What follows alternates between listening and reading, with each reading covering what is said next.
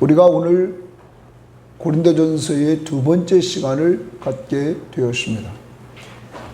고린도 교회는 여러 가지 교회적인 문제를 가지고 있지만, 그렇지만 그러한 가운데서도 사도 바울은 이 교회에 편지를 쓰면서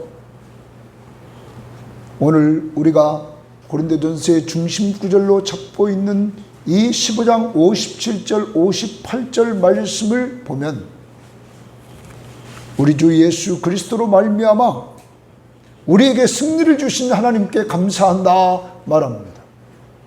성도의 승리는 우리 주 예수 그리스도로 말미암아 오는 것입니다.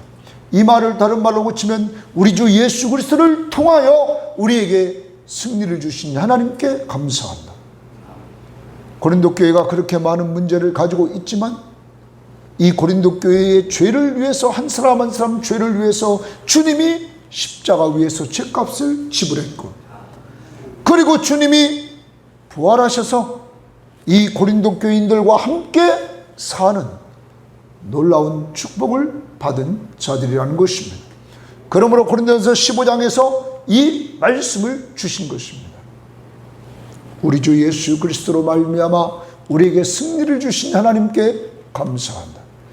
그러면 내가 영적 승리자, 이 땅에서의 최후의 승리하는 삶을 사는 이유는 예수 그리스도로 말미암아 이룩되었다는 사실을 우리는 잊지 말아야 됩니다.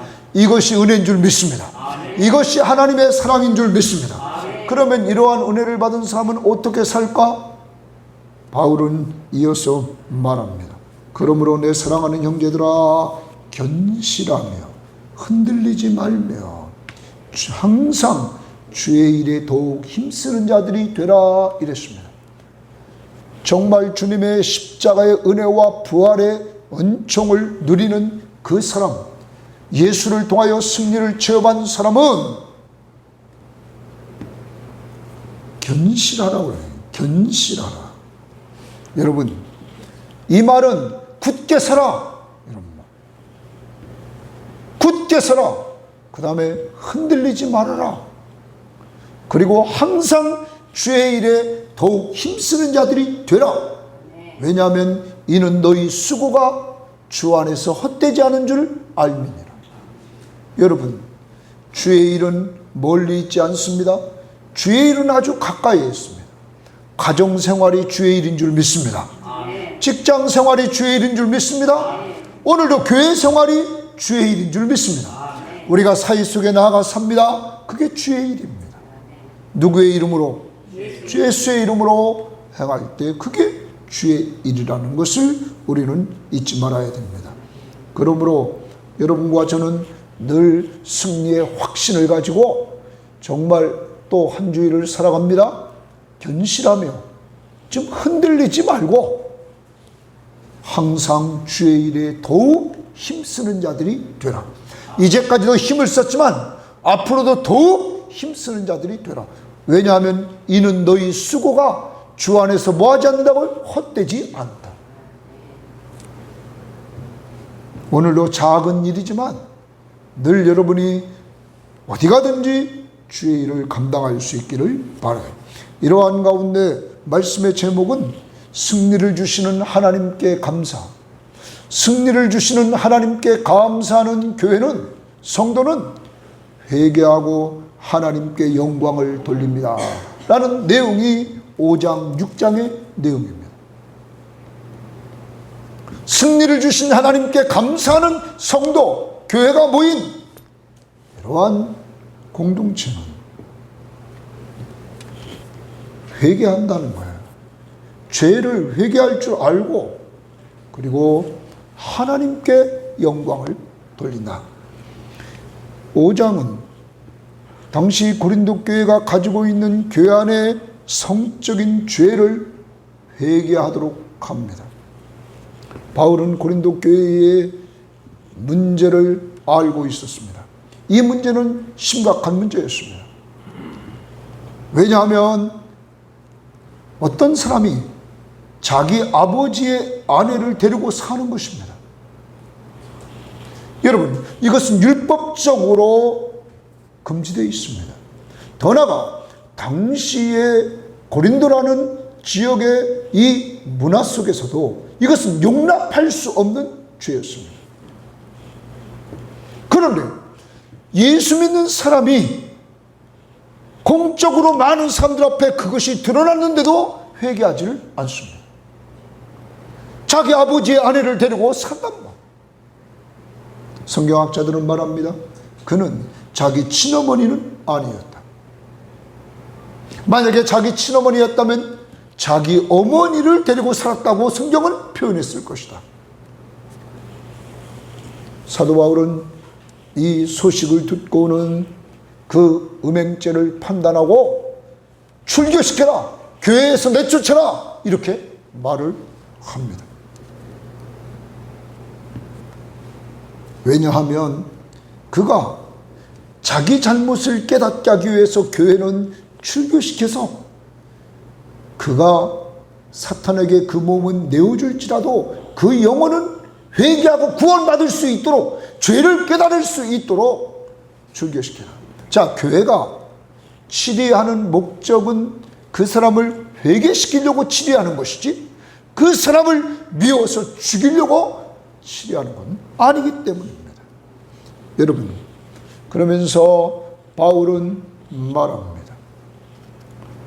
말하기를 우리 모든 공동체 구성원들은 주의 보혈로 세운 교회는 성결을 유지해야 된다, 이렇게 말합니다. 여러분, 그래서 바울은 5장 7절 말씀에 이렇게 말합니다. 너희는 누룩 없는 자인데, 누룩이 없는 자라는 말은, 이 누룩이 들어갔다는 것은 우리는 유월절과 관계를 시켜 보는 것입니다.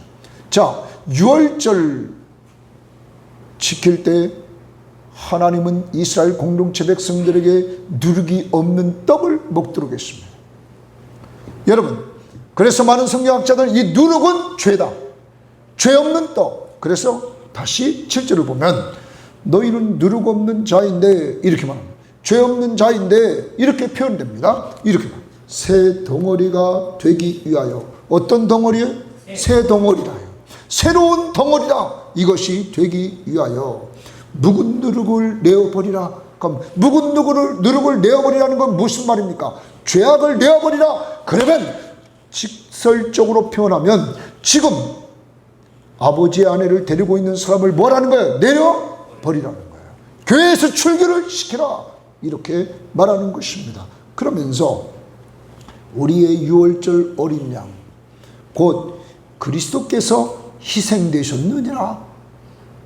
우리의 유월절 어린 양 그리스도가 희생되었다. 그러면 우리는 이것을 똑바로 알려면 구약으로 넘어가야 됩니다. 자, 이스라엘 백성들이 애굽에 종살이 할 때 9번째 재앙까지 애굽에 내렸지만 바로 왕은 이스라엘 백성들이 출애굽하는 것을 허락하지 않습니다. 그러자 하나님은 마지막으로 10번째 재앙을 내릴 때 애굽에 처음 난 것들을 다 죽입니다. 그런데 이때 이스라엘 백성들에게는 사는 길을 가르쳐 줬습니다. 그 사는 길은 너희들이 어린 양을 잡고 그 어린 양의 피를 문틀에, 문설주 인방에 발라라. 그러면 하나님이 심판하실 때 그것을 넘어가리라. 넘어가서 살려주겠다는 것입니다. 여러분, 사는 방법은 간단합니다. 어린 양의 피를 문틀에 뭐하면 돼요? 바르기만 하면 살려주겠다. 이것이 하나님의 약속이었습니다. 그리고 하나님은 애굽을 심판하는데 애굽에 처음 난 자들이 다 죽습니다. 장자들이 다 죽습니다. 짐승에 처음 난 것들이 다 죽습니다. 하나님의 심판이 이루어지니까 애굽은 통곡에, 완전히 나라 전체가 통곡을 하고 있었습니다. 이때 이스라엘은 다 살았습니다. 왜냐하면 하나님이 명령한 말씀을 지켜서 어린 양의 피를 발랐기 때문입니다. 하나님의 말씀 앞에 그대로 순종했기 때문입니다. 자, 신약에 돌아옵니다. 오늘 바울은 우리의 어린 양, 유월절 어린 양, 곧 그리스도께서 희생되셨느니라. 자, 신약에 돌아옵니다. 신약에서 하나님은 우리에게 새 언약을 주셨습니다. 예수의 피로 세운 새 언약을 주셨습니다. 누구든지 십자가에 죽으시고 부활하신 예수 그리스도를 믿기만 하면 모든 죄를 사해주고 내가 영원한 생명을 주겠다. 이게 하나님의 약속입니다. 이게 새 언약입니다. 여러분 이 사실을 믿습니까? 우리 죄를 위해 십자가에 죽으신 예수 그리스도, 죽은 자 가운데서 부활하신 예수 그리스도, 그를 믿기만 하면 멸망하지 않고 영생을 얻게 합니다. 이것이 우리의 유월절 양, 곧 그리스도께서 희생하신 것입니다. 그의 죽음을 통하여 피가 흘렸습니다. 피는 생명입니다. 여러분과 저의 죄를 위해서 생명을 주셨습니다. 그러면서 이렇게 8절에 말합니다. 이러므로 우리가 명절을 지키되 묵은 누룩으로도 말고 악하고 악의에 찬 누룩으로도 말고 누룩이 없이 오직 순전함과 진실함의 떡으로 하자. 순전함과 진실함의 떡은 생명의 떡 대신 누구밖에 없어요? 예수 그리스도의 보혈로 정결함을 얻은 사람들, 유월절 어린 양 대신 예수 그리스도의 십자가의 죽음을 통하여서 정결케 된 사람들. 그러므로 교회는 이러한 정결한 공동체라는 거예요. 누구의 피로? 예수의 피로. 그러므로 이 거룩성을 지키기 위하여 아버지의 아내를 데리고 살고 있는, 여기 성적인 범죄를 한 번 범한 것이 아니에요. 루벤처럼 이건 지속적으로 데리고 지금 살고 있는 거예요. 그러니까 교인들이 다 알아요, 몰라요? 다 알고 있는데 치료를 하지 않은 거예요. 실수한 것이 아니에요. 이건 고의성이 계속 있는 거라. 이렇게 말하고 있는 거예요. 그러면서 바울은 교회에 그동안 오해를 하고 있는 것을 시정해 줍니다. 그 오해는 간단합니다. 바울이 이 고린도전서 전에 쓴 편지에서 음행하는 자들을 사귀지 말라 이렇게 했습니다. 음행하는 자들을 사귀지 말라는 것을 고린도 교회는 오해를 했습니다. 그래서 세상적으로도 음행하는 자 사귀지 말라는 것인가? 그러면 당시 고린도라는 도시는 음행의 도시였습니다. 그러면 예수 믿지 않는 사람들을 사귀지 않으면 전도할 수 있어요, 없어요? 없죠. 바울은 그래서 말합니다. 내가 음행하는 자를 사귀지 말라는 것은 믿지 않는 자들에게 한 것이 아니라 교회 안에 믿는다고 하면서 계속 음행하러 다니는 사람들과 사귀지 말라 했던 것이라는 거예요. 이렇게 잘못 생각하고 있는 것들을 똑바로 잡아줍니다. 그러면서 교회에서 회개하지 않은 음행자를 내쫓으라 이렇게 말하고 있는 것입니다.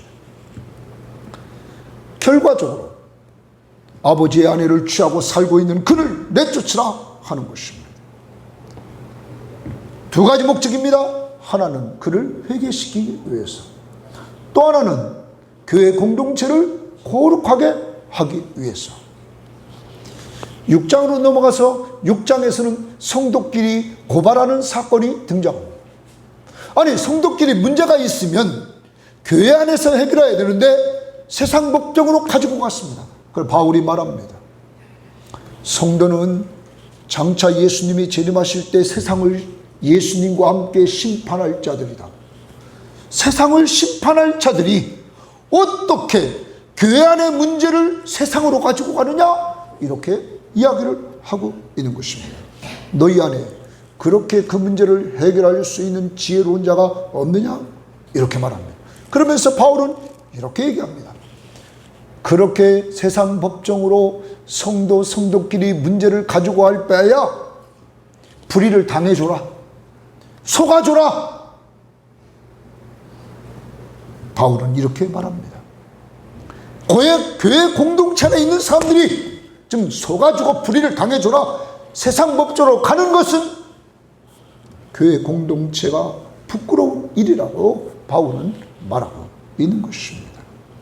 여러분, 그러면서 바울은 우리의 몸을 이야기를 합니다. 성도의 몸은 갑으로 산 몸이다. 예수 그리스도의 피값으로 산 몸이다. 그러므로 그 몸으로 하나님께 영광을 돌리라고 말합니다. 세 가지를 이유를 듭니다. 첫 번째, 우리의 성도의 몸은 음란을 위해서 있지 않고 그리 주를 위해서 있기 때문이라, 이렇게 말합니다. 주를 위해서 있다. 성도의 몸은 누구를 위해서 있다고요? 주를 위해. 예수 그리스도가 값주고 샀다. 주를 위해서 있다는 표현을 다른 번역 성경, 우리말 성경이나 공동 번역에 보면 주를 섬기라고 이랍니다. 주를 섬기라고 있는 것이다. 여러분과 저의 이 육신의 몸은 누구 섬기라고요? 주를. 그래서 오늘도 이렇게 주 앞에 나와서 우리가 예배하는 것입니다. 두 번째, 여러분, 성도의 몸은 주와 연합한 그리스도의 지체라 말합니다. 자, 여기 보십시다. 우리가 몸이 이렇게 있습니다. 교회의 머리는 그리스도십니다. 예수입니다. 그리고 성도들은 각각의 지체들입니다. 어떤 사람은 손, 어떤 사람은 발, 어떤 사람은 입, 어떤 사람은 코, 각각의 지체라는 거예요. 자, 우리 몸에 필요 없는 게 있어요, 없어요? 없죠. 왜? 하나님이 인간을 창조하시고 하나님 보시기에 좋았더라. 여러분, 우리 몸에 필요 없는 것들이 아무것도 없는 거예요. 다 있는 거예요. 다 필요한 존재라는 거예요. 우리는 그리스도의 지체라. 그러므로 우리의 몸을 통하여 하나님께 영광을 돌려라. 지체는 머리의 명령을 받고는 온전히 순종하고 있는 것입니다. 세 번째로는 우리의 몸은 값으로 산 성령의 전이다 말합니다. 누구의 전이라고요? 성령의 전이다. 여러분과 제가 예수 믿을 때 누가 우리 속에 들어왔어요? 성령이. 예수가 우리 안에 거하고 성령이 우리 안에 거해서 우리는 성령의 전이라고 바울은 분명히 거기 6장 19절에 말합니다. 너희 몸은 너희가 하나님께로부터 받은 바 너희 가운데 계신 성령의 전인 줄을 알지 못하느냐? 너희는 너희 자신의 것이 아니라 값으로 산 것이 되었으니 그런즉 너희 몸으로 하나님께 영광을 돌리라 말합니다. 여러분과 저 이 육신의 몸으로 하나님께 영광을 돌리라. 하나님께 영광을 돌리는 구체적인 방법은 우리는 로마서 12장에서 보면 로마서 11장까지는 구원론, 예수를 믿음으로 우리가 구원받았다. 12장부터 16장까지는 구원받은 삶이 어떻게 살 것인가를 말할 때 처음 이렇게 말합니다. 그러므로 형제들아, 내가 하나님의 모든 자비하심으로 너희를 권하노니 너희 몸을 하나님이 기뻐하시는 거룩한 산제물로 드리라. 이는 너희가 드릴 영적 예배니라. 하나님이 기뻐하시는 거룩한 산제물로 드리라. 그러면 하나님께 영광을 돌린다는 것은 누구를 기쁘시게 하는 거예요? 하나님을 기쁘시게 하는 것이 하나님께 영광을 돌리는 거예요. 이제 여러분과 저 기억해야 됩니다. 우리가 이 세상이 점점점 악해지고 있습니다. 여러분, 지난 주간에도 우리가 서울에서 퀴어 축제를 했습니다. 동성연애자들이 이렇게 축하 퍼레이드를 하고 다니는 모습이 떴습니다. 어떤 사람이 이렇게 얘기했습니다. 나는 우리 집은 그리스도인 집이다. 내가 이렇게 동성연애자가 됐는데 오늘 어머니가 내 이성을 안아줬다. 여러분, 저는 그 내용을 이렇게 보고 읽으면서 하나님, 이 나라의 죄를 용서해 주옵소서. 그 어머니의 마음은 어떻겠습니까? 아니, 기독교인 가정에 동성 연애자가 있다는 사실을 그 부모가 자기 딸이, 자기 아들이 그렇게 살아간다는 사실을 여러분 알고 있을 때 그 집은, 이것이 오늘날 대한민국의 현실입니다. 사랑하는 여러분, 여러분과 저는 기억해야 됩니다. 우리 몸은 누구 것이라고요? 주의 것이. 주님이 값주고 샀어요. 그런데 그 주님이 누구십니까? 우주 만물을 창조하신 창조주 하나님이시다. 그리고 그 창조한 세계를 다스리시는 왕이시다. 그 하나님이 세상을 심판할 때마다, 세상이 타락했을 때 심판할 때마다 동성연애가 판을 쳤다는 거예요. 여러분, 이러한 시대를 살면서 우리는 하나님을 기쁘시게 해야 됩니다. 그러기 위해서는 여러분과 저는 잊지 말아야 될 것이 있습니다. 유월절 어린 양입니다. 나를 위해서 자기 생명을 주시되 우주 만물을 창조하신 가장 귀하신, 가장 높으신 분이 나를 위해서 자기 생명을 주셨습니다. 이 은혜, 이 사랑은 잊지 말아야 되는 것입니다. 이 은혜를 생각하고 이 사랑을 생각하는 사람들은 우리에게 승리를 주신 하나님 앞에 감사하면서 견실하고 굳건히 서서 흔들리지 말며 항상 주의 일에 더욱 힘쓰는 자들이 되라. 그 근거는 유월절 어린 양. 여러분, 여러분의 구원은 오직 예수 그리스도의 십자가의 보혈로 죄 씻음 받고 구원받은 줄 믿습니까? 그것을 기억하는 찬양합니다. 265장입니다. 주 십자가를 지심으로. 좀 빨리 우리 박수 치면서 찬양합니다.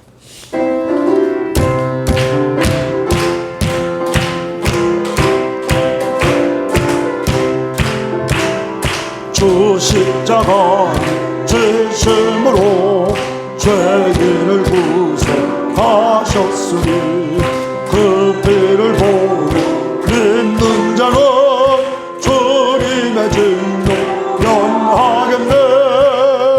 내가 그 피를 유월절 그 양의 피를 볼 때에 내가 널 넘어서 가리라. 흉악한 죄인 괴수라도 예수를 구원하네. 온몸을 피에 담글 때에 주님의 진노 면하겠네. 내가 그 피를 유월절 그 양의 피를 볼 때에 내가 널 넘어서 가리라.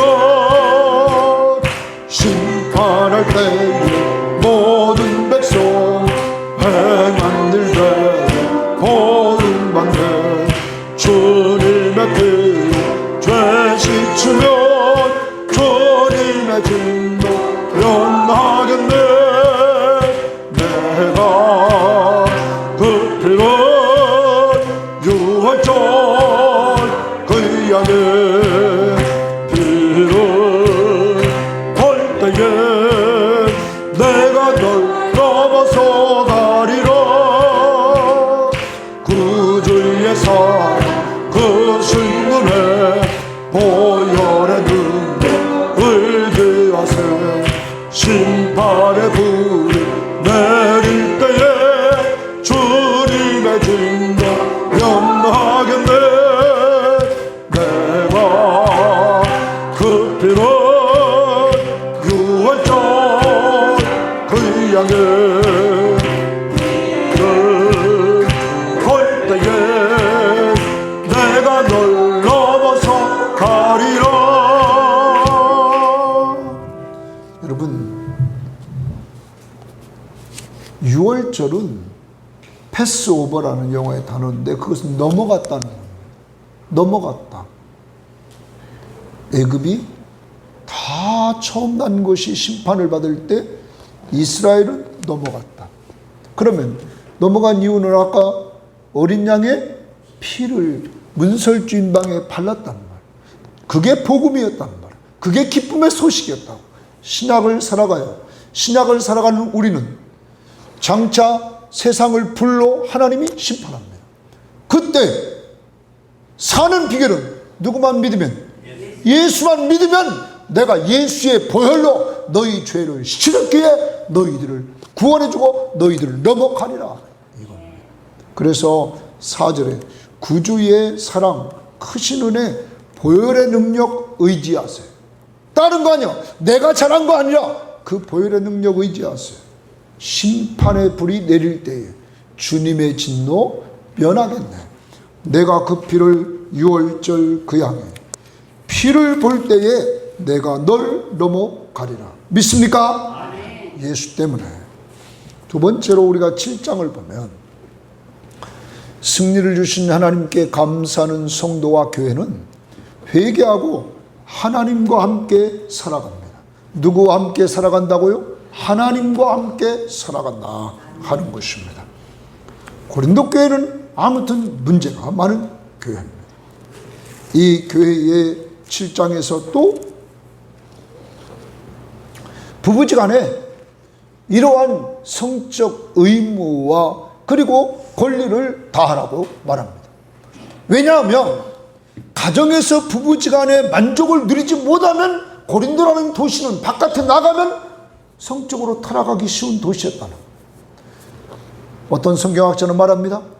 고린도 교인들이 예수 복음을 듣기 전에 그들은 신전에 올라가서 제사를 드렸는데 그 신전에 당시에 여자가 신전에서 일하는 여자가 1000명 정도 있었다고 얘기하는 학자들이 있습니다. 그러면 여러분, 그들은 신전에 올라가서 의식을 행하고는 다 그 여자들과 관계를 맺는 것이 의식이었습니다. 그러니까 고린도 교인들은 누구든지 뭐예요? 쉽게 그런 데 빠졌다는 거예요. 그러면 이것을 지키기 위해서 바울이 강조했던 것은 뭐냐면 가정생활이에요. 가정에서 부부가 가정을 잘 지키고 만족하는 삶을 살아갈 수 있도록 부부지간에 서로 잘 섬겨야 된다는 것입니다. 남편이 원할 때 들어주고 아내가 원할 때 들어주면서 가정을 잘 지키라는 거예요.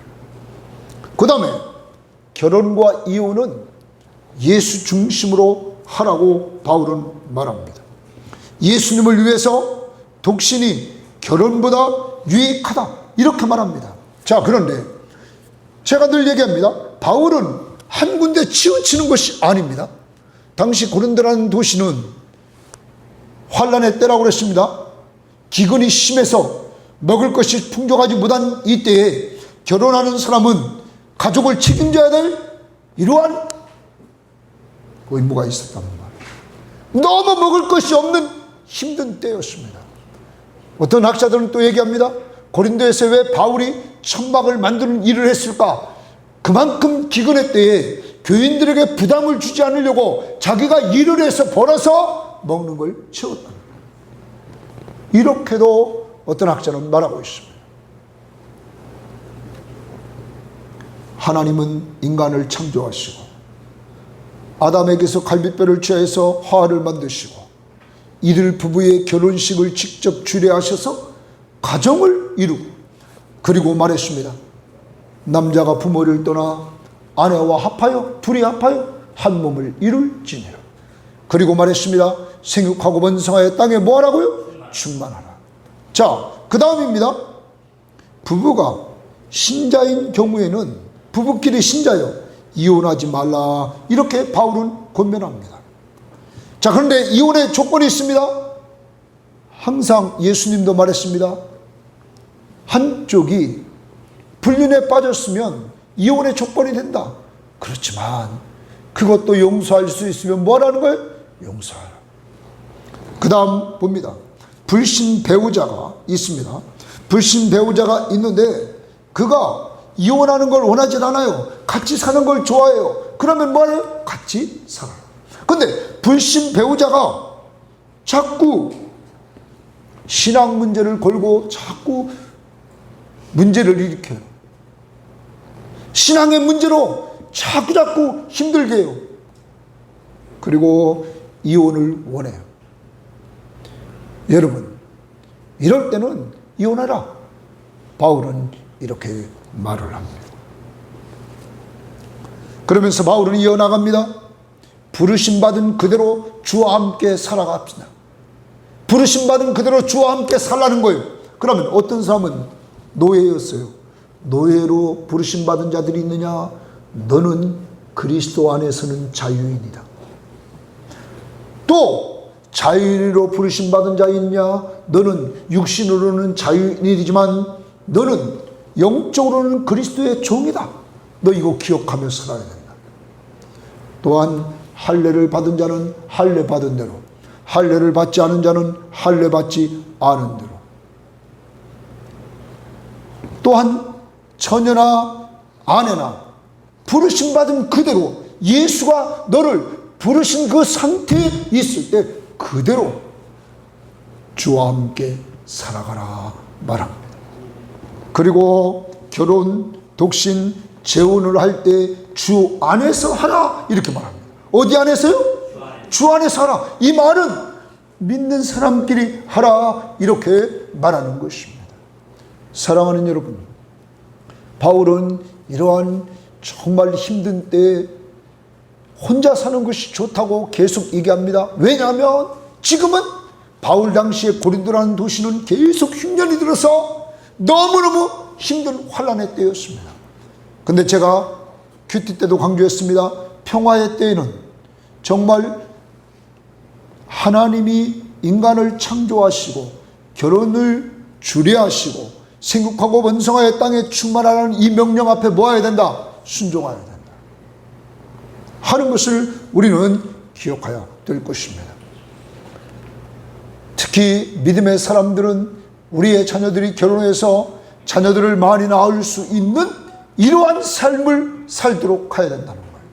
세상은 계속 돈으로 아이들을 교육시키는 것처럼 생각하지만 아니라는 거죠. 하나님의 명령을 따라 생육하고 번성하여 땅에 뭐라고요? 충만하라. 저희도 만약에 우리 늦둥이, 우리 정원이가 없었다면 우리는 행복할까?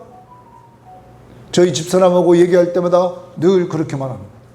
우리 정원이는 우리 집에 주신 하나님의 선물이다. 아주 정원이가 없으면 이거 안 될 거야. 특히 엄마한테 아주 이렇게 잘하는 거야. 예? 엄마하고 친구네 친구. 예? 그래. 여러분 이걸 보면 더 있어야 되겠어요. 자녀가 더 있어야 되겠다고. 예? 사람이 사람에게 즐거움을 주는 줄 믿습니다. 그런데 다 여기 혹시 개 기르는 사람 있는지 몰라도 개는 잘 들고 다녀요. 저는 개 잘 들고 다니는 사람이 개만큼 부모에게 잘한다면 대한민국은 완전히 다 바뀔 거예요. 예? 개한테 잘하는 것처럼 누구한테 잘하면? 부모에게 잘하면 다 바뀐다 이거야. 예? 여러분 이제 우리는 모든 것이 주 안에서, 그러므로 이제 우리는 한 주일 동안 살아갑니다. 주 안에 있는 나에게 딴 근심이 있으랴 십자가 밑에 나아가 내 짐을 풀었네. 정말 우리가 이 바울이 말한 것을 보면서 이제 정말 우리 교회도 많은 젊은이들이 결혼해서 자녀를 많이 낳아서 정말 하나님의 나라가 자연스럽게 확장되는 역사가 이룩되어야 될 것입니다. 이 시간 찬양합니다. 주 안에 있는 나에게 딴 근심 있으랴. 한 주일 동안도 주님 안에서 주님과 동행하는 삶을 살기를 바랍니다. 370장입니다.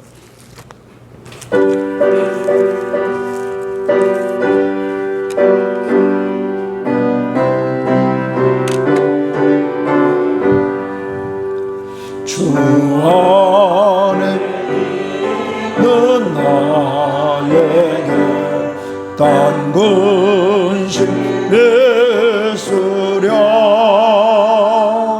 십자가 밑에 나가 내 짐을 풀었네. 주님을 찬송하면서 할렐루야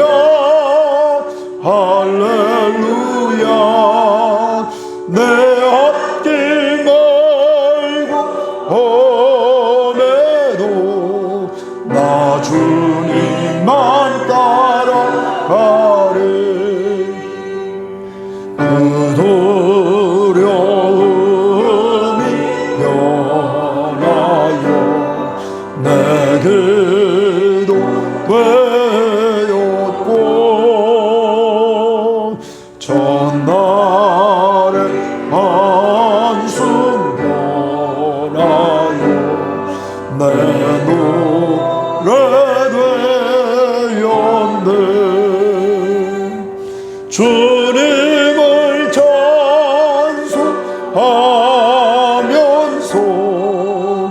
할렐루야 할렐루야 내 앞길 멀고 험해도 나 주님만 따라가리.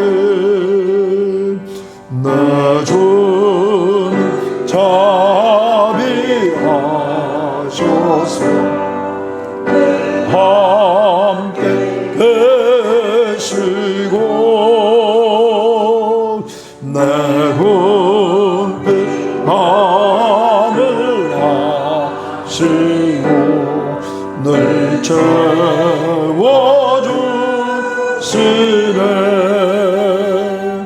주님을 찬송하면서 할렐루야 할렐루야 내 앞길 멀고 험해도 나 주님만 따라가리.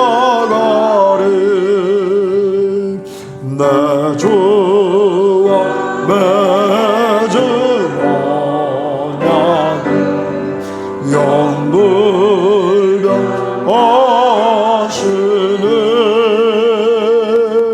그 나라 가기까지는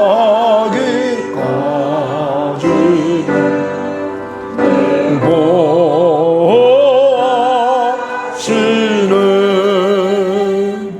주님을 찬송하면서 할렐루야 할렐루야 내 앞길 멀고 험해도 나 주님만 따라가리. 나 누구만 따라가요? 주님만 따라가요. 우리는 주 안에 있다는 말. 주 안에. 그러므로 주님이 여러분을 돌봐줄 줄 믿습니다. 그래서 이 가사의 3절에 보면 내 주는 자비하셔서, 자비라는 말은 어려운 가운데 있는 자를 불쌍히 여기면서 사랑해 주는 거예요. 여러분과 제가 어려운 가운데 있을 때마다 자비의 하나님, 주님은 자비하셔서 우리를 불쌍히 해주고 사랑하신다. 그리고 늘 함께 계셔서 하나님이 우리와 함께 계신다고. 그러니까 하나님과 함께 사는 삶은 누구만 따라가면 돼요? 주님만 따라가면 된다. 주님만 따라가면. 예? 근데 따라갈 때 그냥 생각 없이 따라만 가면 재미가 없어. 그러니까 가사에 후렴에 주님을 찬송하면서 할렐루야 할렐루야 내 앞길 멀고 험해도 나 주님만 따라가리. 뭘 부르면서? 찬송을 부르면서 따라가겠다. 세 번째로 8장에서 승리를 주시는 하나님께 감사하는 성도는 예수 십자가의 사랑으로 행합니다. 자, 당시에 이 고린도에 있는 사람들이 하나님께 받은 은혜 중에 하나가 지식이에요. 지식. 이들은 지식이 있다고 자랑합니다. 근데 바울은 이렇게 말합니다. 지식은 우리를 교만하게 만든다. 그런데 반대편에 사랑은 덕을 세운다 말합니다. 덕을 세운다는 말을 다른 번역 성경은 공동체, 많은 사람을 이롭게 한다 이렇게 말합니다. 덕은 다른 사람을 이롭게 한다 이런 거예요. 여러분 다시입니다. 지식은 교만하게 만든다는 거예요. 내가 다 알고 있다. 그래서 우리를 교만하게 만드는데, 사랑은 덕을 세운다는 거예요. 다른 사람을 이롭게 한다는 거예요. 나보다는 다른 사람을 이롭게 한다는 거예요. 이것이 승리를 주신 하나님께 감사하는 성도의 삶이라는 거예요. 그러면서 누구든지 하나님을 사랑하면 그 사람은 하나님도 알아주신다. 그러면 하나님을 사랑하는 자는 그 하나님의 명령을 따라 예수님이 말했습니다. 서로 사랑하라. 사랑을 하며 살아야 된다는 거죠. 그러면서 지식이 있다고 하는 사람들에게 바울은 말합니다. 마땅히 알 것을 모른다. 마땅히 알 것을 모른다. 지식만 자랑하다가는 마땅히 알 것을 모른다. 그 마땅히 알 것이 뭐냐? 사랑이라는 거예요. 그러면서 당시에 고린도 교인들이 가지고 있는 지식을 바울은 나열합니다. 자, 우상 제물을 먹는 문제에 있어서 그들이 알고 있는 지식. 우상은 아무것도 아니다. 맞아요, 안 맞아요? 맞아요. 하나님은 한 분밖에 안 계시다. 다 알아요. 맞아요. 그리고 그 하나님은 성부 하나님이 계시다. 그리고 성자 예수님이 계신데 성부 하나님은 창조주 하나님이시다. 그리고 성자 예수님은 창조주시며 우리의 왕이시다. 고린도 교인들은 다 알아요. 특히 고린도 교인들은 비록 하늘이나 땅이나 신이라 불리우는 자가 있어 많은 신과 많은 주가 있으나 하나님은 유일하신 분이다. 알아요. 다 알아요. 그런데 여러분, 당시 고린도 교회 안에는 믿음이 연약한 자들이 있었어요. 이제 믿은 지 얼마 안 되는 자들이 있었어요. 이들은 예수 믿기 전에 옛날에 오늘날로 말하면 절에 가서 이들은 늘 이렇게 섬겼던 사람의 우상을, 그러니까 이들은 우상이 있다는 것을 이들은 알아요, 몰라요? 알아요. 우상이 살아있는 것처럼 이들은 신을 섬긴단 말이에요. 자기 신을. 그리고 이들은 우상의 제물로 알고 그것을 먹을 때마다 그들의 양심은 약하여지고 그리고 더러워집니다. 왜냐하면 당시에 고린도라는 도시는 고깃집 가서 고기를 사면 다 먼저 어디에 바쳐졌던 거예요? 신전에 제물로 바쳐졌던 것들을 다 갖다 팔았단 말이에요. 그러니까 이들은 내가 우상의 제물을 먹는다 생각하면서 양심의 거리낌을 가지고 있었던 거예요. 이러한 자들에게 바울은 말합니다. 또 어떤 사람, 사회적으로 상류층에 있는 사람이 있었습니다. 이 사람은 신전에서 제사 행위가 크게 이루어질 때마다 초청이 됩니다. 그가 그 신전에 가서 우상의 제물을 먹는단 말이에요. 그런데 믿음이 약한 사람이 그것을 봤어요. 그는 늘 우상 제물을 먹는 것이 양심이 뭐예요? 거리낀다. 그런데 저 사람, 저 유명한 사람인데 우리 교회에 나오시는 유명하신 분이잖아. 저도 먹네? 나도 뭐 하는 거예요? 먹게 되는 거죠. 양심의 자유는 없어요? 올바른 지식도 없어요. 그런데 먹었다. 그러므로 바울은 로마서에서 편지하기를 뭐라고 하냐면 양심의 거리낌으로 하는 것은 다 죄다. 자유함이 없이 양심의 거리낌을 하는 것은 죄다.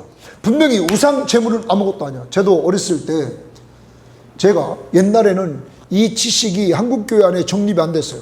어떤 목사님은 우상 제물 다 먹지 말라고 그랬어요. 그 우상 앞에 드려진 걸 먹지 말라고 그랬어요. 그런데 성경을 똑바로 보면 우상은 누가 만든 거예요? 사람이 만든 거지. 우상은 아무것도 아니란 말이에요. 그러면 우상의 제물도 아무것도 아니에요. 자, 곡식, 떡, 이건 하나님 보시기에 좋은 세상에서 만들어진 겁니다. 먹을 수 있어요, 없어요? 있는 거죠. 그러므로 바울은 말합니다. 나는 내가 모든 것에 자유하나 내가 모든 것을 먹을 권리가 있지만 다른 사람이 실족한다면 나는 내 권리를 포기하겠다. 그 사람을 뭐하기 때문에? 사랑하기 때문에. 이것입니다. 내 권리보다 더 중요한 것은 뭘로 행하는 거라고요? 사랑으로. 내가 중심이 아니라 상대방이 중심인 행동을 해나가는 것, 이것이 바울의 정신이요, 예수 그리스도의 정신인 줄 믿습니다. 이제는 내가 올바르다고 하는 것만 주장하지 말고 나보다는 남을 배려하면서 사랑으로 행할 수 있는 자들이 되어야만 되는 것입니다. 여러분, 고린도 교회가 왜 자꾸 다툽니까? 자기가 섬기는 자가 옳다고 주장하기 때문에 자꾸 다투는 것입니다. 부부지간에 왜 자꾸 다툽니까? 내 것만 옳다고 주장하니까 자꾸 다투는 것입니다. 교회 안에서도 왜 자꾸 다툼이 일어납니까? 자기 것만 옳다고 생각하니까 맨 다툼이 일어나는 것입니다. 이제 기억해야 됩니다. 지식은 교만하게 하라. 사람은 뭐를 세워요? 덕을 세우느니라. 다른 사람을 유익하게 하느니라. 이롭게 하느니라. 이번 한 주간 동안 살아갑니다. 회개하고 하나님을 기쁘시게 하는 삶, 주님과 주 안에서 동행하는 삶, 그리고 그 삶은 예수 그리스도의 십자가의 사랑으로 행하는 삶, 지식보다 사랑으로 행하라. 오늘 찬양합니다. 주의 사랑으로 사랑합니다.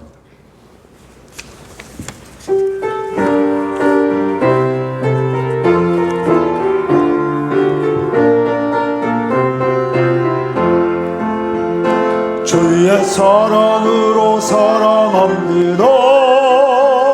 주의 사랑으로 사랑합니다. 형제 안에서 주의 영광을 보내 주의 사랑으로 사랑합니다. 사랑으로 주의 사랑으로 사랑합니다. 주의 사랑으로 사랑합니다. 자매 안에서 주의 영광을 보내 주의 사랑으로 다시 한번 주의 사랑으로 사랑합니다. 주의 사랑으로 사랑합니다. 형제 안에서 주의 영광을 보내 주의 사랑으로 주의 사랑으로 사랑합니다. 주의 사랑으로 사랑합니다. 주의 사랑으로 사랑합니다. 자매 안에서 주의 영광을 보내 주의 사랑으로 사랑합니다. 기도하십니다. 혹시 성적으로 범죄하고 있지는 않은지, 주님은 이렇게 말씀했습니다. 나는 너희에게 이르노니 음욕을 품고 여자를 보는 자마다 마음에 이미 간음하였느니라. 예수님은 행동보다 먼저 마음으로 간음한 것을 지적했습니다. 이것을 보면 우리는 간음죄를 지지 않은 자가 없는 것입니다. 이 시간 자기의 죄가 생각나면 회개합니다. 나를 또 하나 남을 고발하고 남을 정죄하면서 내 것만 옳다고 주장했던 나, 부부 생활에 하면서 우리는 내 것만 옳다고 자꾸 주장하면서 다툼을 일으켰던 나, 주여 이제는 지식보다 사랑으로 행하는 자로 나를 삼아 주옵소서. 다 같이 기도합니다. 하나님 아버지, 도와주시옵소서. 오늘도 주님의 귀한 말씀, 오늘도 허락해 주시면 감사합니다. 하나님 앞에서 우리 인간들의 연약함을 지켜주시는 주, 사람의 마음을 보시는 주, 주여 도와주셔서 내 마음을 지배하시되 하나님의 말씀으로 지배해 주시고 성령 충만함으로 지배해 주시고 하나님을 영원롭게 하는 귀한 도로 주 앞에 쓰임받아 주시고 하나님 도와주시고 하나님 인도해 주시기를 아버지 하나님 앞에서 정말로 우리가 살아가는 동안에 공동체 안에서 서로가 서로를 고발하고 서로가 서로를 정죄하고 아버지 하나님 입으로 짓는 죄들이 너무나 많습니다. 주여 이러한 것들을 용서해 주시고 인도해 주시기를 원합니다. 하나님 아버지 정말로 가정생활과 또한 교회생활과 직장생활 속에서 하나님 지식만 내세우고 옳은 것만 내세우고 내가 옳다고만 주장했던 어리석은 우리들 이제 주님 앞에서 저희들이 정말로 사랑으로 행할 줄 아는 사랑으로 배려할 줄 아는 아름다운 성도들로 나 자신과 우리 모든 성도들을 만들어 주시고 주님 이끌어 주시기를 원합니다. 우리 힘으로 안 되오니 성령이 충만하게 역사해 주셔서 이러한 은혜들을 이루어 주시고 인도해 주시옵소서. 감사합니다.